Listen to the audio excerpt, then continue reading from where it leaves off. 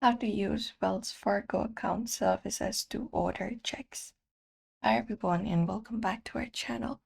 In today's video, we are showing you a step-by-step tutorial that we can follow up and we should be able to do so. So let's just dive right into the video and get started. We can start by going to the official website, which is this one right here. And you can log in into your online banking account. You can either use the section right here. I'll look at the sign in option in the top right corner to head over to the login page and enter your credentials in order to log in. Now from there, what we can do is we can go ahead and go to the account services section. So go ahead and find it.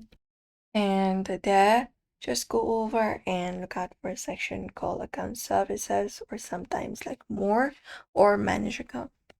After that, you should be basically redirected to the Wells Fargo check provider, usually a partner site. You can click on that option right there and go ahead and check your design, quantity, and delivery option, and you can confirm your order, and that way you should be able to do it. Otherwise, another option is ordering by phone. So we have this phone number available. You can request your check reorder and they'll verify your identity and place the order for you, and that way you should be able to do it.